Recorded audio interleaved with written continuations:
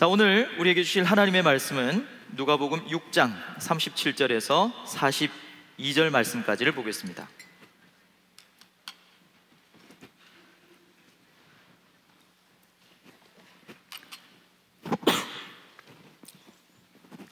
누가복음 6장 37절에서 42절 말씀까지 한 절씩 교독하시도록 하겠습니다.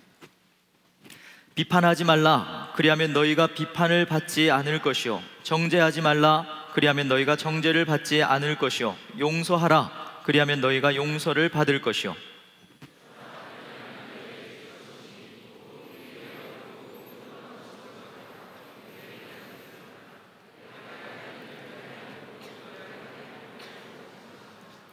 또 비유로 말씀하시되 맹인이 맹인을 인도할 수 있느냐? 둘이 다 구덩이에 빠지지 아니하겠느냐?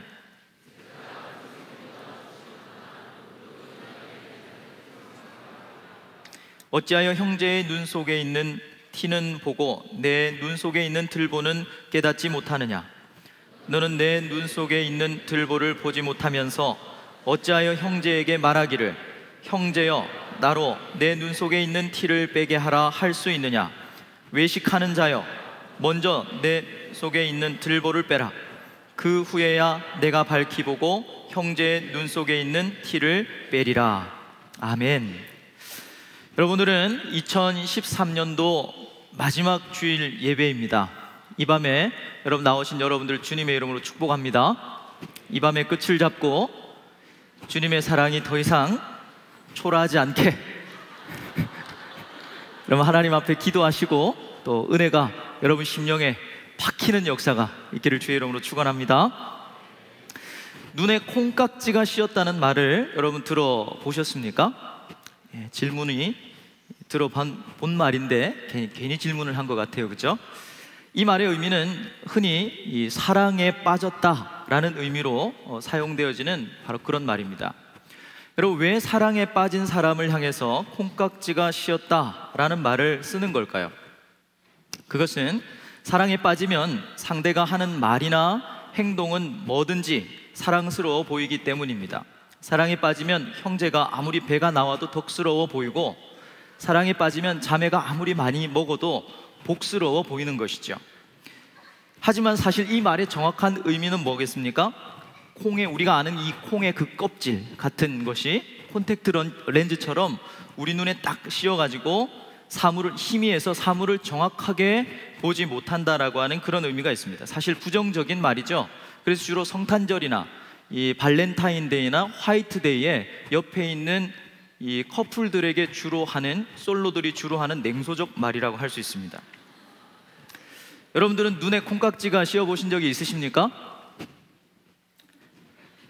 2014년도에는 여러분 충분히 씌시기를 주의 이름으로 축원합니다. 아, 목사님 씌인 걸로 치면 저도 만만치 않습니다. 그런데 이 열매가 없어요. 열매를 주시기를 바랍니다. 저도 씌어봤어요. 아내랑 연애할 때였습니다. 정말 그때 제 아내는 청순하고 반듯하고 예뻤어요. 그런데 결혼을 하고 얼마 있다가 이 콩깍지가 벗겨졌습니다. 세상에, 그 자매는 예쁜 얼굴이 아니었어요. 뭐랄까 거의 완벽에 가까운 아름다운 이런 얼굴이었습니다. 저는 원래 캐릭터가 이래요. 눈에 콩깍지가 씌어서 그 퍼펙트한 아름다움이 보이지를 않았다는 것이죠. 여러분, 오늘 이 본문은 눈에 콩깍지가 씌인 이야기가 나옵니다. 어떤 형제가 눈에 들보가 씌었고 어떤 형제는 눈에 티가 씌었다, 이런 두 사람의 이야기가 등장하죠.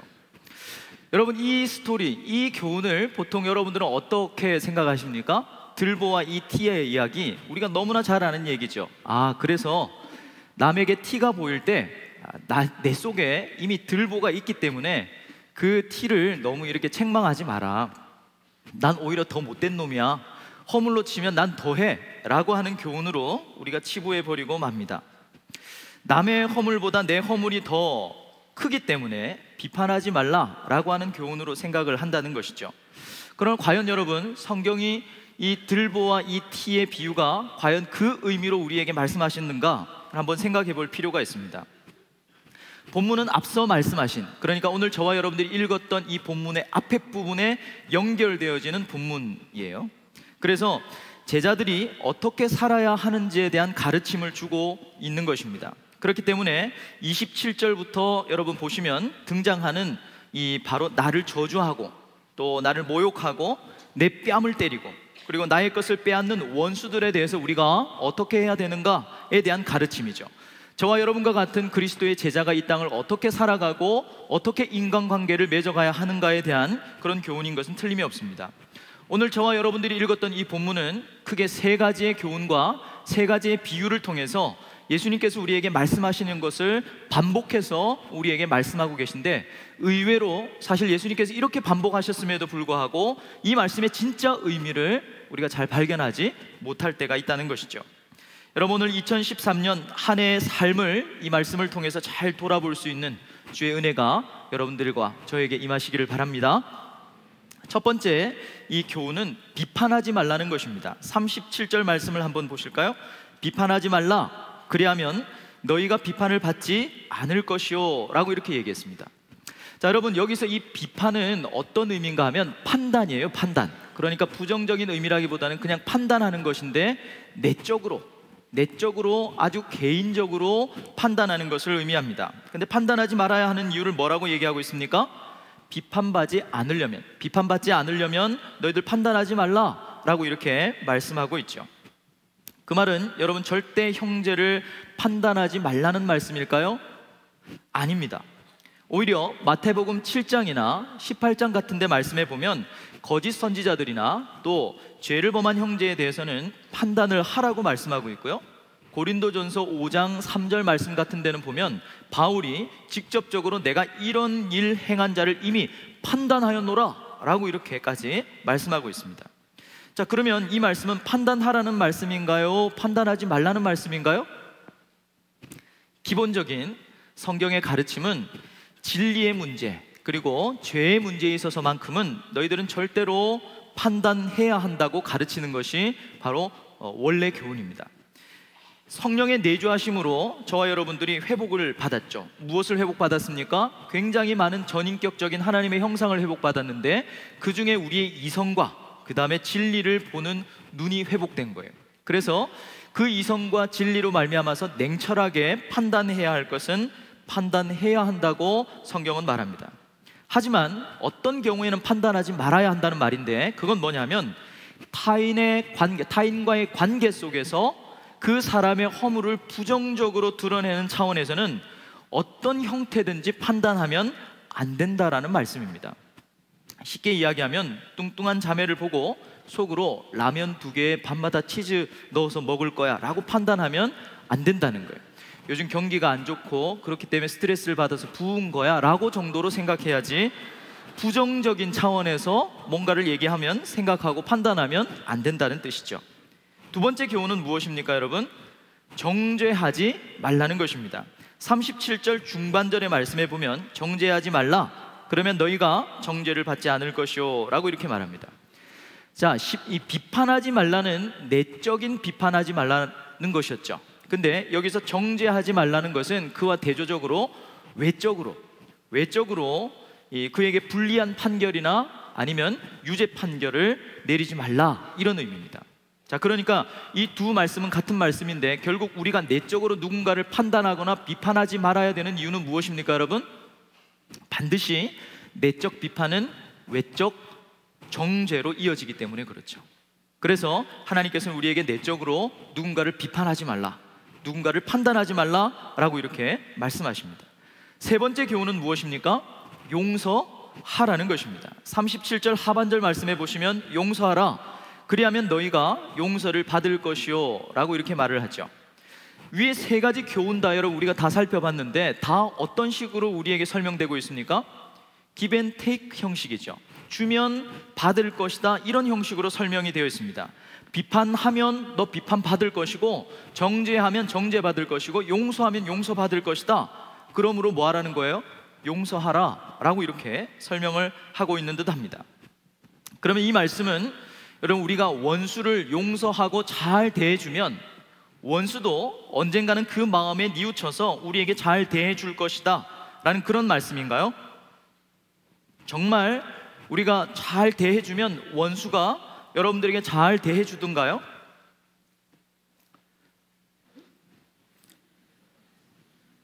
안 그러시군요. 원수가 뭡니까? 원수란 내가 잘 대해주면 잘 대해주는 그런 사람을 지칭하는 말이 아닙니다. 내가 그래도 좀 마음에 좀 꾹 참고 그 사람에게 잘 대해주면 그 사람도 양심이 있어서 잘 대해주는 사람은 원수라고 말하면 안 되고 약간 희한한 사람 혹은 뭐 까탈스러운 사람 이렇게 정의를 해야지 원수라고 하면 안 된단 말이죠. 여러분, 원수란 말은 군대 용어로 갈아 마셔도 시원치 않은 사람을 의미합니다. 제 말이 아니에요. 군대에서 제가 배운 말입니다. 군대 용어로 이 원수라고 하는 것은 허리를 반대로 접어버려야 시원한 사람이에요. 잘해주면 잘해줄지도 모르는 그런 사람을 우리는 원수라고 하지 않는단 말이에요. 성격 까다로운 사람, 이 정도 해야 맞다는 것이죠. 잘 대해주면 잘 대해주는 존재가 원수가 아닌데 어째서 성경은 우리에게 기브앤테이큰 식으로 네가 잘해주면 그 원수도 너에게 잘해줄 거야 라고 이렇게 설명을 하는 걸까요? 여러분, 38절 상반절을 한번 보시겠어요? 주라, 그리하면 너에게 줄 것이니 곧 후이되어 누르고 흔들어 넘치도록 하여 너희에게 안겨주리라 라고 이렇게 얘기합니다. 여러분, 이 구절에서 약간 이상한 부분을 발견하셨습니까? 여러분, 그게 뭡니까? 주라, 그리하면 받을 것이다 라고 이렇게 말해야 맞을 것 같은데 주라, 그리하면 줄 것이다 라고 이렇게 설명을 한다는 거예요. 여러분, 이상하지 않습니까? 저만 이상하군요. 저는 이상해요. 여러분, 이건 누가 준다는 말일까요? 원수가 준다는 말일까요? 내가 그에게 어쨌든 뭘 줘야 되는지는 모르겠지만 뭔가를 주면 그 사람도 나한테 줄 것이라는 말을 하고 있는데 그 원수가 나에게 준다는 말일까요? 그렇지 않습니다. 왜냐하면요, 여기서 넘치도록 하여 안겨주리라 라고 하는 구절이 있죠. 여기서 넘치도록 하여 라는 말은 수동태로 사용되어져 있어요. 근데 히브리어나 헬라어에 수동태 중에 특이한 게 하나 있는데 그게 뭐냐면 신적 수동태입니다. 여러분, 수동태가 뭔지는 아시죠? 뭐뭐 당해졌어, 난 누구를 사랑했어는 능동태고 누구에게 사랑을 받게 되어진 것이야 뭐 이렇게 하면 끝에 바이가 붙잖아요. 누구에 의해서. 근데 신적 수동태는 누구에 의해서라는 말입니까? 하나님에 의해서. 하나님에 의해서. 자, 그러면 그 말씀은 뭐겠습니까? 우리가 주면 후이되어 누르고 흔들어 넘치도록 안겨주시는 분이 누구라는 거예요? 그 원수가 아니라 하나님이라는 것입니다. 여러분, 이 말은 그림 언어입니다. 과거 당시에 유대인들은 어떤 콩이나 곡식 같은 것들을 팔 때 우리나라의 그 되로 주면 말로 받는다는 말이죠. 그 대와 같은 이 부쉘이라고 하는 이 콩을 예를 들어 봅시다. 콩을 뜨는 이런 그릇 같은 게 있었어요. 부쉘이라는 게 있어요. 그러면 그 콩을 팔 때 어떻게 하는가 하면 이 장사내기가 콩을 부쉘로 확 뜨면 어떻게 됩니까? 콩이 이렇게 쌓이겠죠. 막 누르고 막 흔들게 되면 이렇게 쌓인 게 어떻게 될까요? 우르르 떨어지겠죠. 그러면 유대인들의 옷, 성가대 가운 같은 거 아시죠? 그러면 앞에 있는 이걸 가지고 이렇게 밑을 착 받치는 거예요. 받치면 어떻게 됩니까? 그 위에 부쉘로 훅 떠서 이 후루루 떨어지는 것은 전부 다 그 사람이 가져가는 거예요. 예수님께서 지금 말씀하시는 것은 바로 이 장면을 연상하는 것입니다. 너희들에게 뭘 줘야 될지는 모르겠지만 어쨌든 그 원수한테 주면 하나님께서 후이되고 흔들어 넘치도록 너희들에게 주겠다는 말씀을, 뭔가를 주겠다는 말씀입니다. 자, 그러면 여러분, 뭘 주라는 말일까요? 원수에게 우리의 뺨을 때리고, 이 뺨을 때린다는 말은요, 원어로 보면 턱을 때린다는 거예요. 턱을. 그러니까 뺨을 이렇게 찰싹 때리면, 오른쪽 뺨을 때리면 왼뺨도 될 수 있을 것 같아요. 근데 어떤 형제가, 이 UFC에서 연습한 형제가 주먹으로 턱을 팍 때리면 이 왼쪽 뺨을 대라고 말씀하시죠. 왼쪽 턱을 대라 이 말씀이거든요. 그렇게 할 수 있습니까? 내 것을 그냥 가져가요. 어디에 쓸 건지 얘기도 안 해요. 그리고 나를 모욕하고 하는 원수란 말이에요. 그에게 뭘 주란 말일까요? 돈을 주란 말일까요? 아니면 마음을 주란 말일까요? 아니면 원수가 달라는 그걸 다 주라는 말일까요? 그가 원하는 대로 다 해주라는 말일까요? 여러분, 여기서 주라는 말씀은 뭘 주라는 말인가 하면 바로 용서를 주라는 말씀입니다. 그 앞에 용서하라, 그리하면 너희가 용서를 받을 것이다, 이 말씀을 38절에서 다시 말씀하고 있기 때문에 그렇습니다. 여러분, 이 용서는 누구의 용서일까요? 나의 용서가 아니라 하나님께서 우리에게 주신 바로 그 용서인 것입니다. 바로 그 용서를, 하나님이 나에게 주신 그 용서를 그 원수에게 고스란히 그대로 주라는 말씀입니다. 여러분, 38절 하반절 말씀을 보십시오. 너희가 헤아리는 그 헤아림으로 너희도 헤아림을 도로 받을 것이니라 라고 이렇게 말합니다. 이 말을 정확하게 번역하면 너희가 재는 그 잣대로 다시 너희도 그 잣대 그대로 재어질 것이다, 이런 의미입니다. 무엇을 헤아리라는 말일까요? 그 사람이 나에게 뭘 줬느냐 헤아리라는 말이 아니라 하나님의 나에게 어떤 용서를 주셨는지를 헤아리라는 말씀이에요. 이해하시겠습니까? 여러분, 이걸 잘못 해석하면요, 여러분들의 관계는 절대로 풀리지 않아요. 그 원수와의 관계는 절대로 풀리지 않습니다. 우리에게 헤아리라고 하신 것은 바로 하나님의 그 용서를 헤아리라고 하는 것이죠. 그러므로 그리스도인의 인간관계에서 강조하고 있는 것은요, 비판하지 말라, 정죄하지 말라, 용서하라 라고 하는 그런 윤리적인 것들이 아닙니다. 그리스도인, 적어도 그리스도의 제자로 살아가는 그리스도인의 인간관계에 있어서 중요한 것은 윤리적 계명을 지키는 문제가 아니에요. 착하게, 정직하게, 내가 대접받고자 하는 대로 주는 것, 그런 것이 아니라 더 정확하게 엄밀하게 말하면 내가 받은 용서를 헤아리는 문제라는 것입니다. 이해하시겠습니까, 여러분? 우리의, 적어도 저와 여러분들이 그리스도의 제자라면, 하나님의 용서를 받은 사람이라면 저와 여러분들의 인간관계의 가장 큰 핵심은 윤리적 계명을 지키는 게 아니라 내가 받은 용서를 헤아리는 문제라는 것이죠. 그렇기 때문에 우리의 관계에서 우리는 우리를 힘들게 하는 그 사람에게 뭔가를 기대하면 안 됩니다. 그래도 계속 사주다 보면 언젠간 자기도 양심이 있으면 한 번은 사주겠지 라는 것을 헤아려서는 안 된다는 거예요. 여러분, 한번 따라서 할까요? 본전을 헤아리면 상처만 남는다. 이게 그리스도인의 인간관계의 굉장히 중요한 핵심입니다. 여러분, 하나님께서는 우리에게 헤아리라, 그리하면 그 헤아림으로 너도 헤아림을 받을 것이다, 그 원수가, 그 형제가 나에게 다시 헤아려 줄 것이다, 이 말이 아니에요. 그렇기 때문에 내가 잘 헤아려 주면, 내가 몇 번 용서해 주면, 내가 몇 번 사주면 그 인간도 나에게 사주겠지, 그 인간도 정신을 차리고 나에게 잘해 주겠지, 뭔가 고쳐 주겠지, 그런 걸 헤아리면 상처만 남는다는 거예요. 우리는 무엇을 헤아려야 됩니까?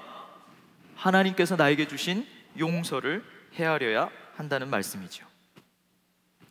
우리는 끊임없이 하나님께서 나에게 주신 용서를 헤아려야 됩니다. 그래서 그것을, 우리의 것을 빼앗고 모욕하고 뺨을 때리는 그 원수에게 그 용서를 끊임없이 하나님께서 나에게 주신 용서를 헤아려서 그 용서를 그대로 주어야 한다는 것이죠. 여러분, 이것이 바로 제자가 살아가는 삶의 방식입니다. 예수님께서는 이 사실을 보다 명확하게 하시기 위해서 그 다음에 이어지는 세 가지 비유를 우리에게 주신 것이죠. 자, 첫 번째 비유는 무엇입니까? 우리 39절 말씀을 같이 한번 읽어볼까요? 39절, 자, 시작.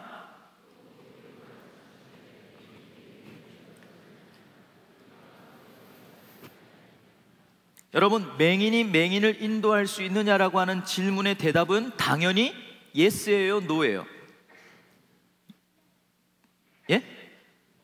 노죠. 당연히 구덩이에 빠지겠죠. 그러면 여기서 맹인은 누굴까요? 그냥 육체적으로 앞 못 보는 그런 맹인을 말하는 걸까요? 아니면 뭔가 말을 했을 때 잘 못 알아듣는 그 맹한 형제를 말하는 걸까요? 여러분, 여기서 맹인은요, 보지 못하기 때문에 결국은 구덩이에 빠질 수밖에 없는 운명의 사람입니다. 그러면 누굴까요? 이 맹인은 뭘 못 보는 사람일까요? 맞아요. 들리진 않지만 대답했을 거라고 믿고, 하나님의 사랑, 하나님의 용서를 못 보기 때문에 어때요? 하나님의 용서가 뭔지를 죽었다 깨어나도 모르기 때문에 결국은 운명적으로 어떻습니까? 영원한 구덩이에 빠질 수밖에 없는 사람을 말하는 것이죠. 이런 사람의 특징이 뭡니까? 하나님의 용서를 절대로 볼 수 없어서, 하나님의 용서를 볼 수 없어서 영원한 구덩이에 빠질 수밖에 없는 운명에 처한 사람들, 쉽게 말하면 예수 믿지 않는 사람들, 지옥의 불구덩이에 빠질 수밖에 없는 사람들의 특징이 뭐라는 거예요? 용서하지 않고 비판하고 정죄한다는 것입니다. 혹시 여러분들은 용서하지 못하는 분은 아니십니까? 내 삶에 정죄하거나 또 비판하거나 하는 부분은 없으십니까? 여러분, 용서할 수 없는 일을 당했을 때 용서할 수 없는 것은 당연한 것 아닌가요? 그런데 어째서 주님은 용서하지 못하는 그것을 맹인이라고 치부를 하시는 겁니까? 우리가 용서하지 못할 때 넌 맹인이야, 어쩌면 너 지옥의 불구덩이에 빠질 수 있어 라고 이렇게 말씀하시는 거예요. 왜 그렇게 말씀하시는 거죠? 나에게 주신 하나님의 용서를 못 보기 때문입니다. 그래서 맹인인 거예요. 여러분, 우리가 맹인인 이유는 하나님께서 나를 어떻게 사랑하셨는지, 어떻게 나를 용서하셨는지를 모르고 살아가는 거예요. 보지를 못하고 살아가는 것입니다. 여러분, 이 마지막 주일 밤에 올해 혹시 내 인생에는 왜 이렇게 용서 못할 사람이 많은지 생각하는 분이 계십니까? 왜 이렇게 내 인생에는 화낼 일이 많고 왜 이렇게 죽고 싶은 구덩이가 올해도 이렇게 많았는지 생각하고 있는 분이 계십니까? 혹시 여러분들은 2013년도 한 해 동안 하나님의 용서를 보지 못하고 기억하지 못하고 살고 계시지는 않으셨습니까? 여러분, 이 밤이 다가기 전에, 2013년도가 다가기 전에 내가 정말로 하나님의 용서를 보고 살아가는 사람인지, 내가 하나님이 나를 어떻게 사랑하셨는지를 날마다 기억하고 살아가는 사람인지 돌아볼 수 있기를 바랍니다. 두 번째 비유는 40절이죠 40절 말씀을 보시면, 제자가 그 선생보다 높지 못하나 무릇 온전하게 된 자는 그 선생과 같으리라 라고 이렇게 말합니다. 비유죠. 여러분, 이 비유도 똑같은 말입니다. 역시 맹인인 선생을 따라가면 결국 그 선생과 같이 그 제자도 구덩이에 빠질 수밖에 없다는 말씀을 반복하신 거예요. 그러니까 이 말씀을 통해서 우리는 이 땅에서 진짜 누구의 제자로 살아가야 할 것인가를 다시 질문하는 것입니다. 여러분들은 누구의 제자로 살아가십니까? 여러분들을 움직일 수 있는 강력한 변수, 그것은 무엇입니까? 여러분들의 남자친구입니까? 여러분들의 여자친구입니까? 아니면 미팅입니까? 그러면 여러분들은 미팅의 제자인 것이죠. 우리를 강력하게 변화시킬 수 있고 강력하게 움직일 수 있는 힘, 그 어떤 컨디션도 완전히 뒤집을 수 있는 절대적 변수, 그것은 예수 그리스도인 줄로 믿습니다. 그럴 때야만이 우리가 그리스도의 제자가 되는 것이죠. 그렇지 않고는 여러분들도 구덩이에 빠질 수밖에 없을지 몰라요. 세 번째 비유가 41절입니다 41절 말씀 같이 한번 읽어보겠습니다. 시작. 형제의 눈 속에 있는 티는 보고 내 눈 속에 있는 들보는 깨닫지 못하느냐.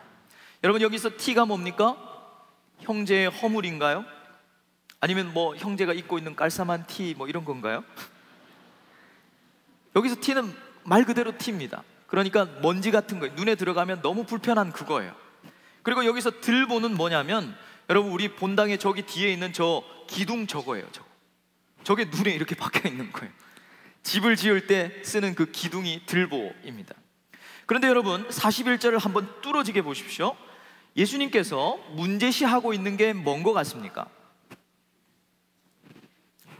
눈 속에 들보가 들어간 것인가요? 그게 아니라 깨닫지 못하는 거예요.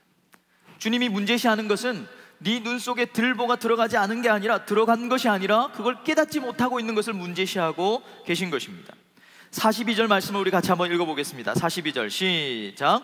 너는 내 눈 속에 있는 들보를 보지 못하면서 어찌하여 형제에게 말하기를 형제여 나로 내 눈 속에 있는 티를 빼게 하라 할 수 있느냐?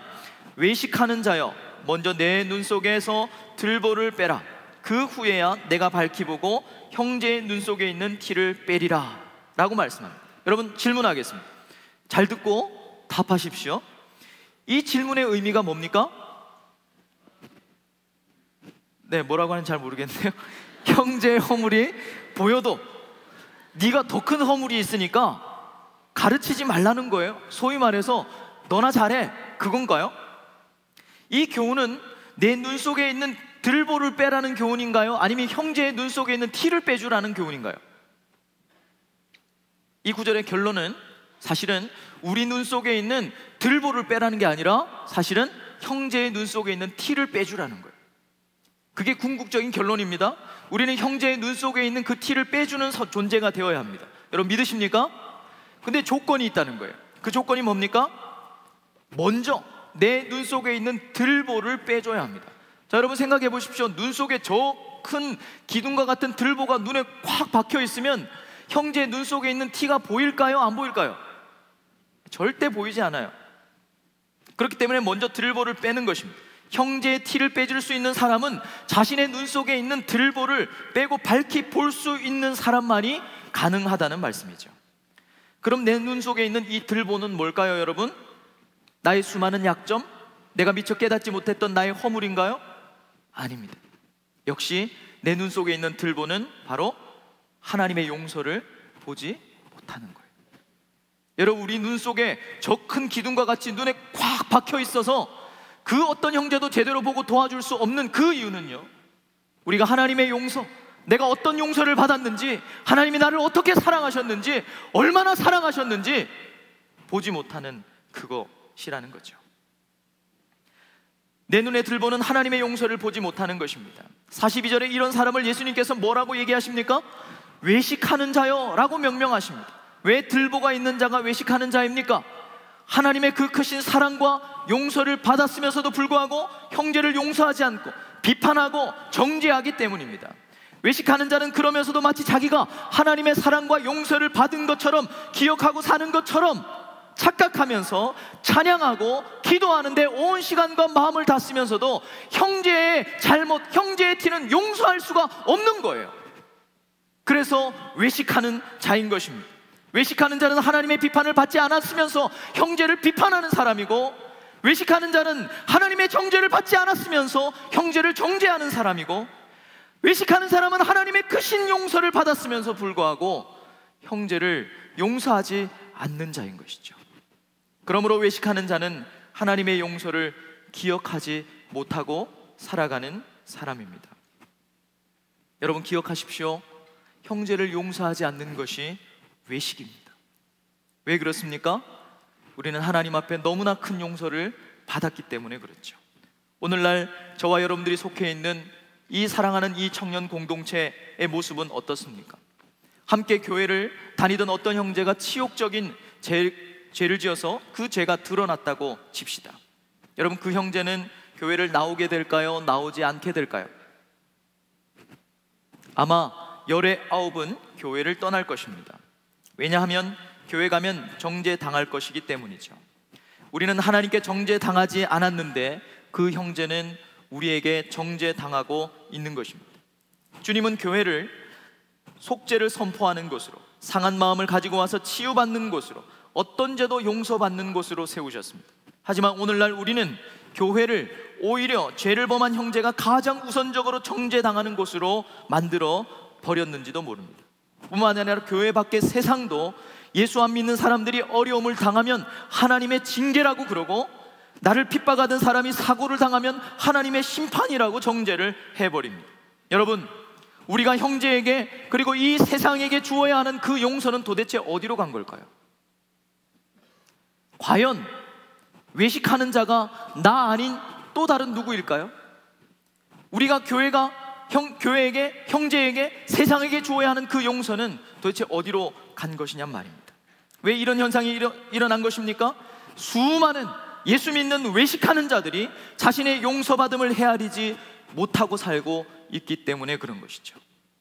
그래서 형제를 비판하고 정죄하고 용서하지 않는 것입니다. 여러분, 세상에 우리는 줄 수 있는 게 없어요. 세상에 우리는 다른 삐까뻔쩍한 문화적인 어떤 것들을 줄 수 있는 게 아닙니다.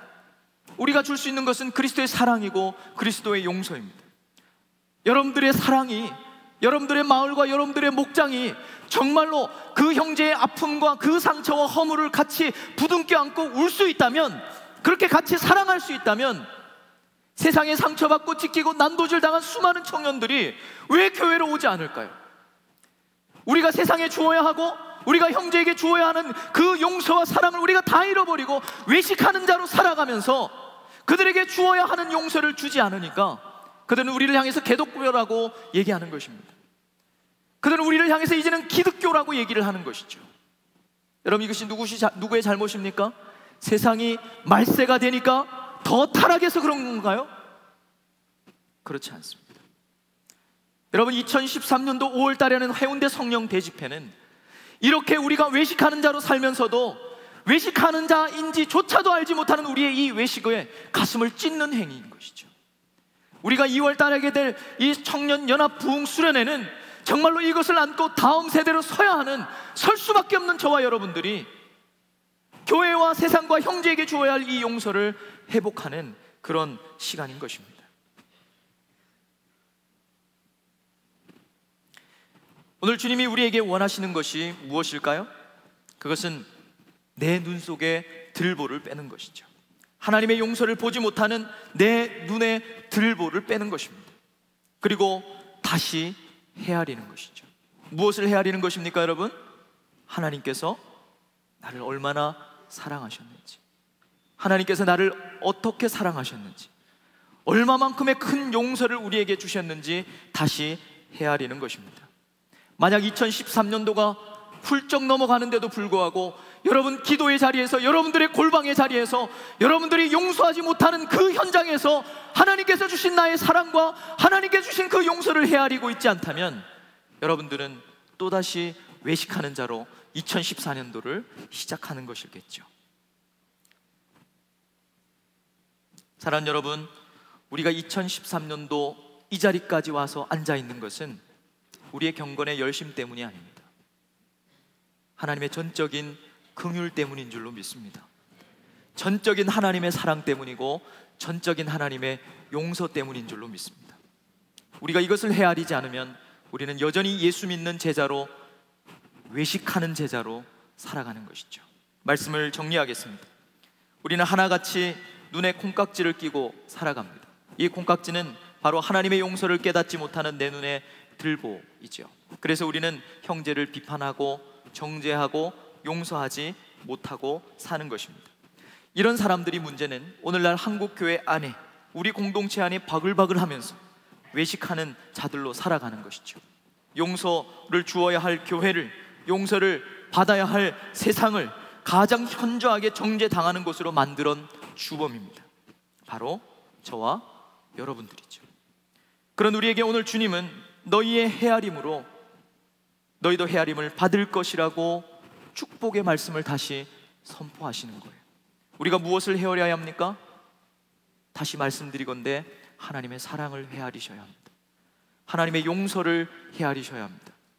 여러분 1년 동안 섬기시면서 많이 지치셨나요? 다시 하나님의 사랑을 헤아리실 수 있기를 바랍니다. 다시 하나님의 용서를 헤아리실 수 있기를 바랍니다. 내 눈에 들보를 빼는 방법, 그것은 그분의 사랑과 용서를 헤아리는 것입니다. 그러면 후이되어 누르고 흔들어 넘치도록 안겨주실 가슴 벅찬 용서가 또 2014년도에도 우리에게 밀려올 것입니다. 2013년의 마지막 이 주일 밤에 한 해 동안 내가 얼마나 이 하나님의 용서와 사랑을 헤아리고 살았는지 돌아보실 수 있기를 바랍니다. 그리고 오늘 이 예배 가운데 임하셔서 다시 헤아리기를 원하시는 주님 앞에 우리가 겸손히 무릎을 꿇고 다시 그리스도의 제자로 살아가는 저와 여러분들이 되시기를 주의 이름으로 축원합니다. 이 시간에 우리 같이 찬양하시겠습니다. 아버지 사랑 내가 노래해, 이같이 찬양하시면서 내가 어떤 사랑을 받았는지, 어떤 용서를 받았는지 다시 한 번 더 우리가 묵상하며 여러분 하나님께 올바로 반응하실 수 있기를 바랍니다.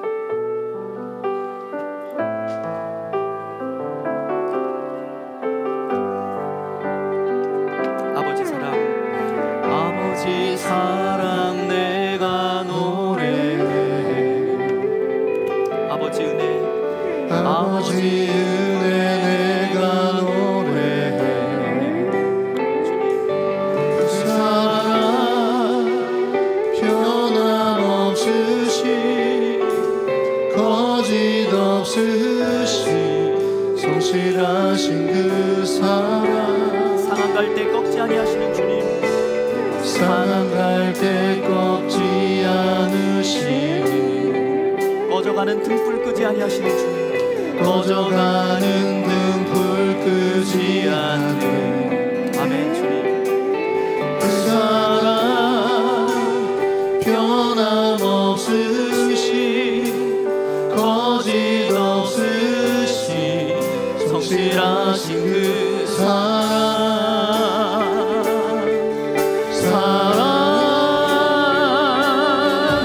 그 사랑 날 위해 죽으신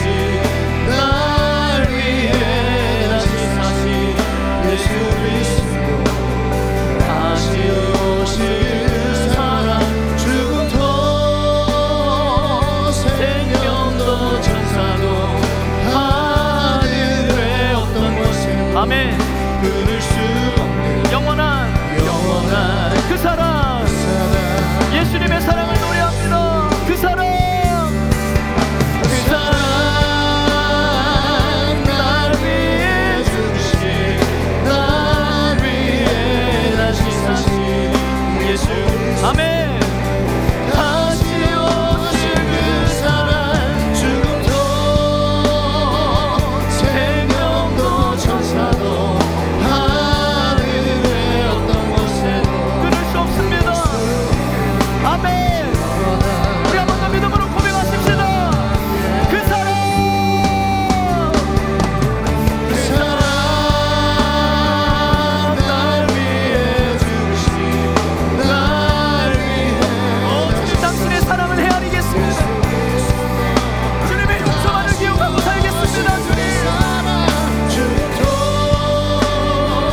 생명도 천사도 하늘의 어떤 곳에도 끊을 수 여러분 이 시간에 우리 한 번 더 고백하십시다. 주님의 사랑만 기억하고 살겠습니다. 그 사랑, 그 사랑, 날 위해 죽으신, 날 위해 다시 사신 아멘. 주님의 이름을 찬양합니다. 다시 오실 주님의 용서만 기대하고 살겠습니다.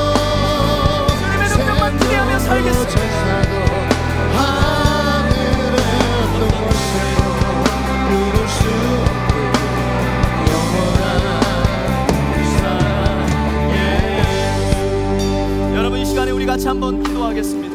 여러분 용서 못할 일이 있습니까?